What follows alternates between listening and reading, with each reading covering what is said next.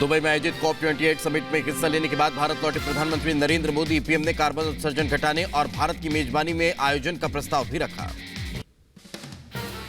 Dubai में प्रधानमंत्री नरेंद्र मोदी ने 2028 में जलवायु समिट की मेजबानी का प्रस्ताव रखा। कहा, हमने इकोलॉजी और इकोनॉमी के बीच संतुलन का दिखाया रास्ता।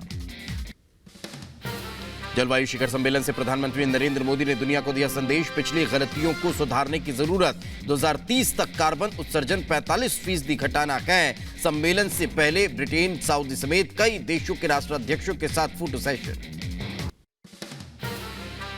पिछली शताब्दी की गलतियों को सुधारने के लिए हमारे पास बहुत ज्यादा समय नहीं है। हम 2030 तक प्रति वर्ष 2 बिलियन टन कार्बन एमिशन कम कर सकते हैं। जलवायु परिवर्तन को प्रधानमंत्री नरेंद्र मोदी ने बताया गंभीर समस्या। कहा, सभी देशों को मिलकर कोशिश करना होगा। One earth, one family, one future पर जोर देने की आवश्यकता। भारत ने अपनी G20 प्रेसिडेंसी में one earth, one family, one future की भावना के साथ क्लाइमेट के विषय को निरंतर महत्व दिया है। हमें संकल्प लेना होगा कि हम मिलकर काम करेंगे। COP28 में प्रधानमंत्री नरेंद्र मोदी ने इनोवेटिव टेक्नोलॉजी के विकास पर जोर दिया। कहा, हमें मिलकर करना होगा काम।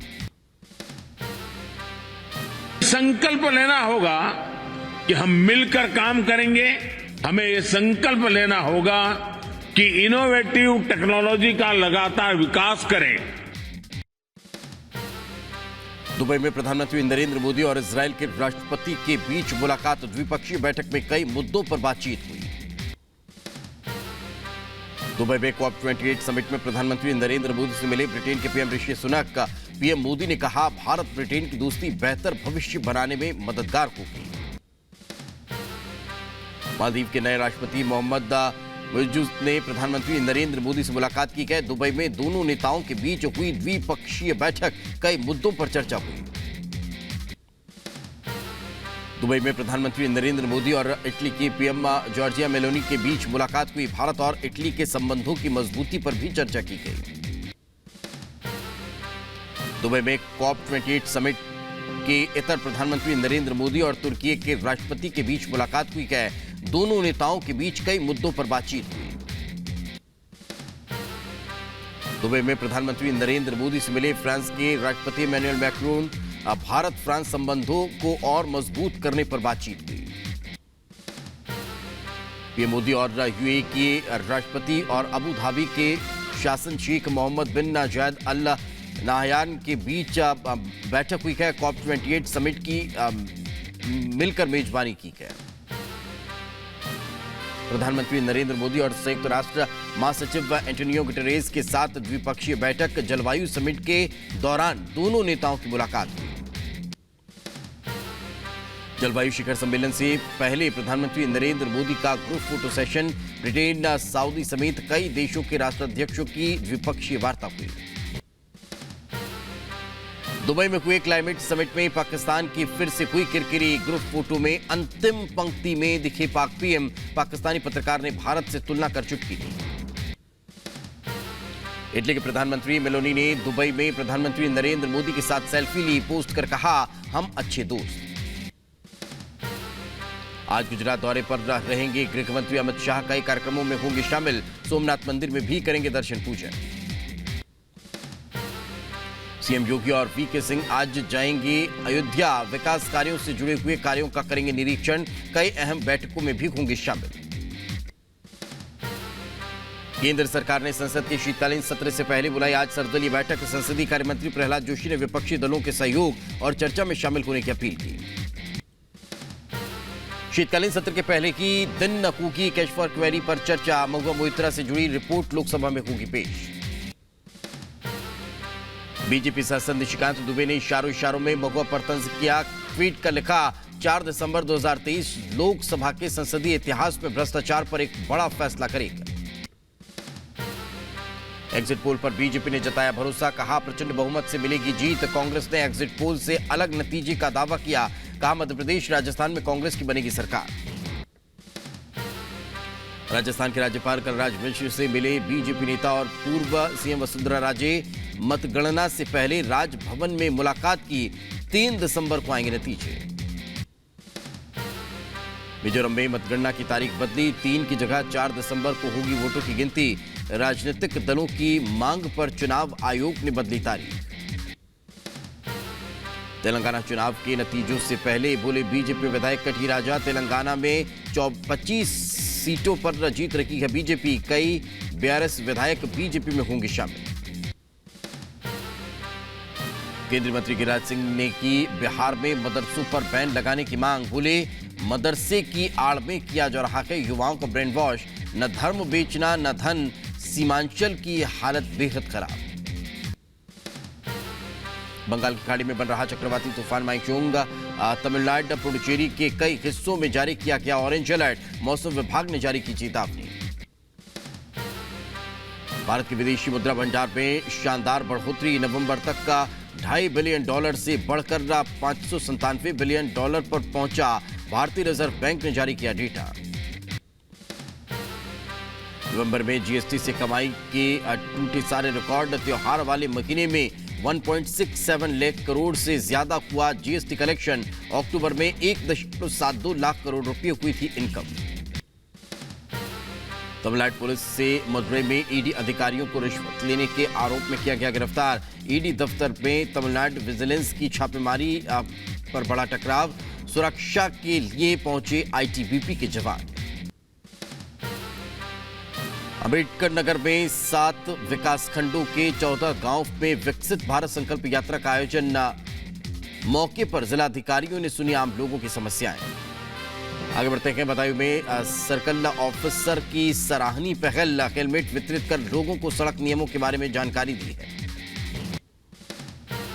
रेल मंत्री अश्विनी वैष्णव ने रायबरेली को दी बड़ी सौगात। 7 करोड़ 86 लाख रुपए की परियोजनाओं को हरी झंडी दिखाई।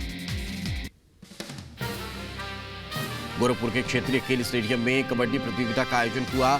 सांसद रवि किशन और खेल मंत्री गिरीश चंद्र यादव भी उद्घाटन समारोह के दौरान मौजूद रहे। कोलकाता में 38वें आईसीजी का आयोजन किया गया है। पश्चिम बंगाल बीजेपी अध्यक्ष और बंगाल के राज्यपाल ने शिरकत की है। कार्यक्रम में आए लोगों को संबोधित भी किया। नागपुर में मेडिकल कॉलेज में प्लेटिनम जयंती का आयोजन किया गया है। राष्ट्रपति द्रौपदी मुर्मू और महाराष्ट्र के उप मुख्यमंत्री देवेंद्र फडणवीस समेत कई दिग्गज मौजूद रहे। कार्यक्रम में आए लोगों को संबोधित किया गया। नागपुर महाराष्ट्र मुंबई में डेट का कैपिटल मार्केट समिट का आयोजन किया गया है। केंद्रीय मंत्री पीयूष गोयल ने शिरकत की है। सम्मेलन में आए लोगों को संबोधित भी किया। आगे बढ़ते हैं। अगली खबर का रुख करते हैं। नागपुर में 3 दिवसीय व्याख्यान श्रृंखला जय सच्चिदानंद युवा मंडल की शुरुआत हुई है। आरएसएस प्रमुख मोहन भागवत इसमें शामिल हुए। गुवाहाटी के श्रीमंत शंकरदेव कलाक्षेत्र में मनाया गया विश्व एड्स दिवस। केंद्रीय परिवार कल्याण राज्य मंत्री एसपी सिंह बघेल भी कार्यक्रम में पहुंचे। कार्यक्रम में आए लोगों को एड्स के बारे में जागरूक किया गया।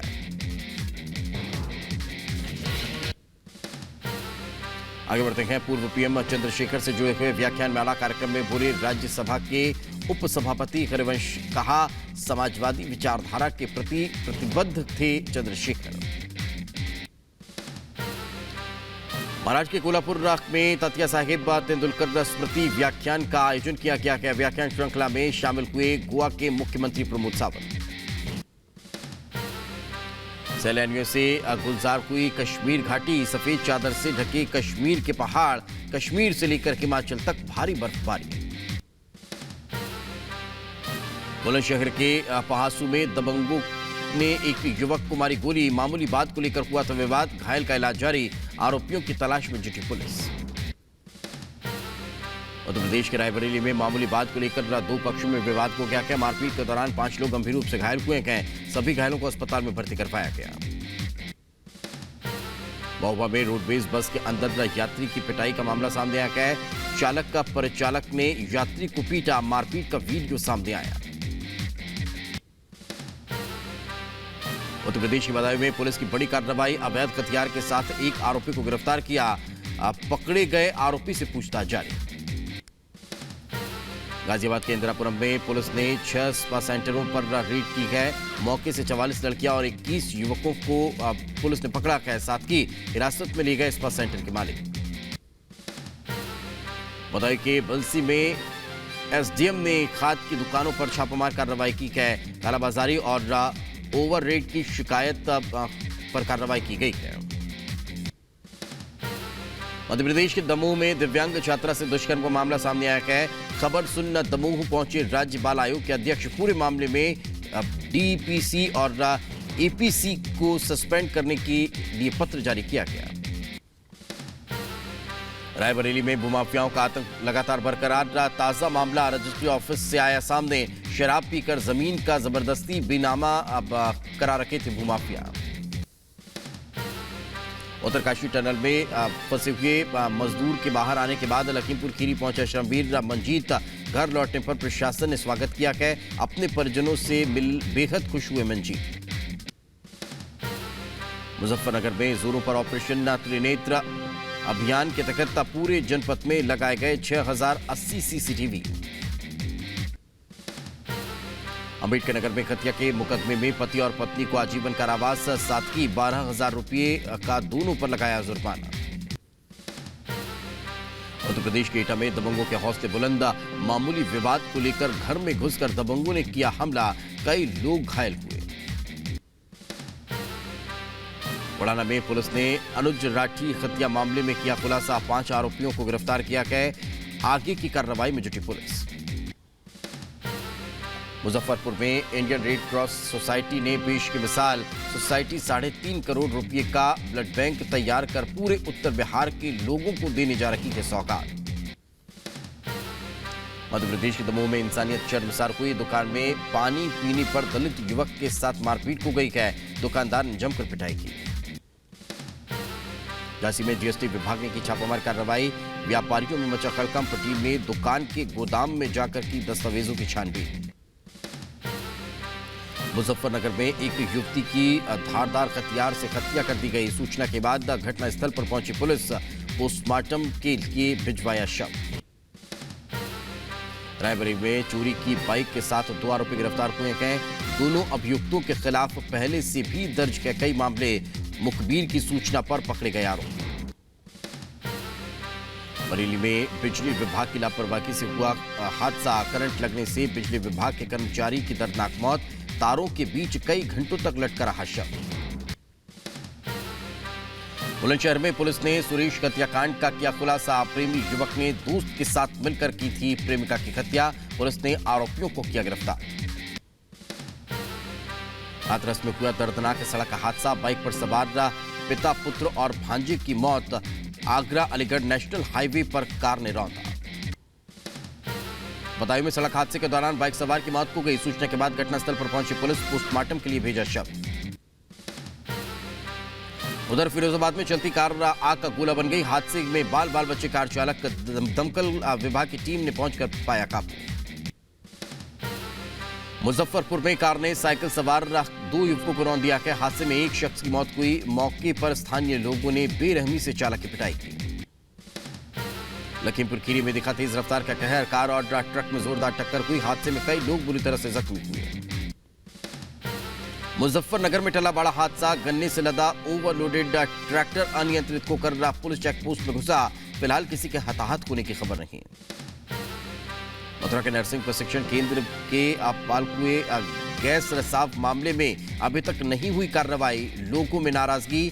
50 छात्राओं की बिगड़ी थी तबीयत। उत्तर प्रदेश के कानपुर में हुआ हादसा। गोदाम में लगी आग। कई मजदूरों ने भागकर बचाई जान। दमकल विभाग की टीम ने पहुंचकर पाया काबू। हमास के साथ युद्ध विराम खत्म होने के बाद इजरायली युद्धक विमानों ने गाजा पट्टी में फिर शुरू किया हवाई हमला। खान यूनिस में हमले के बाद नष्ट हुई इमारत के मलबे से शव निकाले गए। दोबारा जंग शुरू होने के बाद मध्य और दक्षिणी इजराइल में सुनी गई सायरन की आवाज। एक बार फिर से हमलों की शुरुआत हुई। गाजा में इजरायली वायुसेना ने मचाई तबाही, खान यूनिस और राफा में आतंकी ठिकानों को नष्ट किया।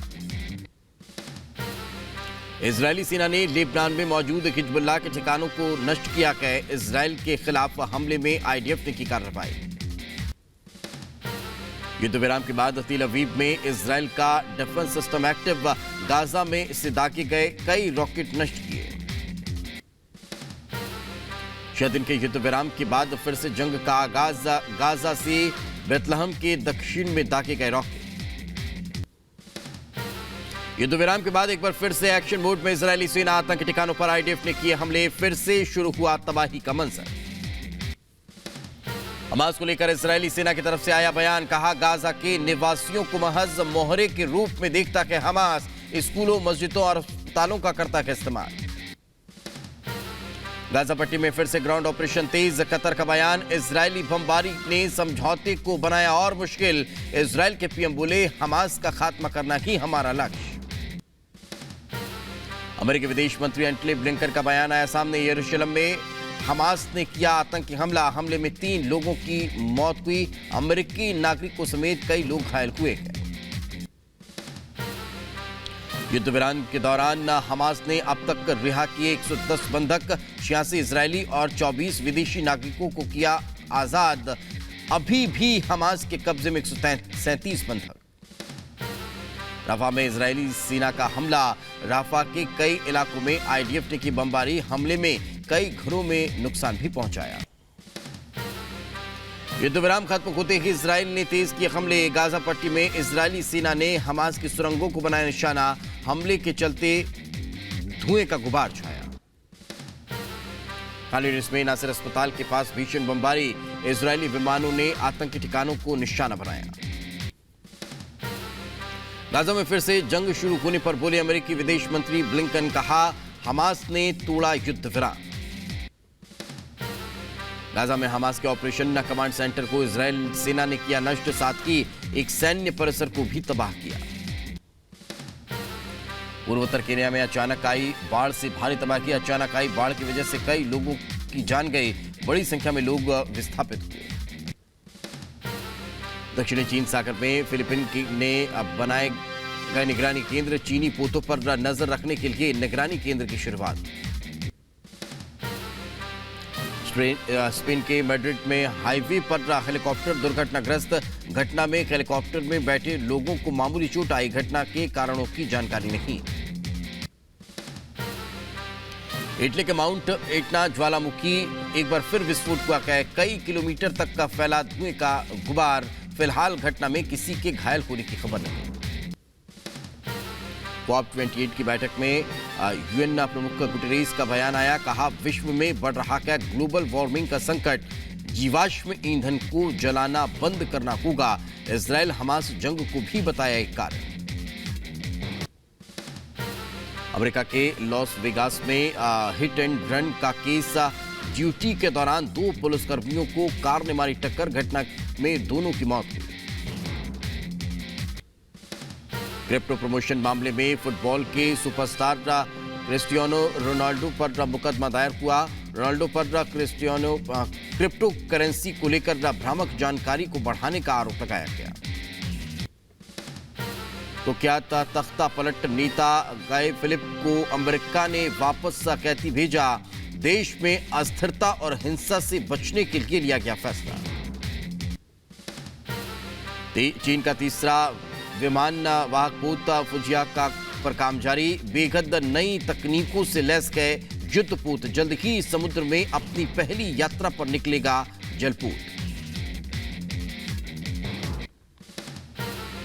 स्पेन के मैड्रिड में बड़ा विमान हादसा टल गया, विमान में सवार लोग मामूली रूप से जख्मी हुए।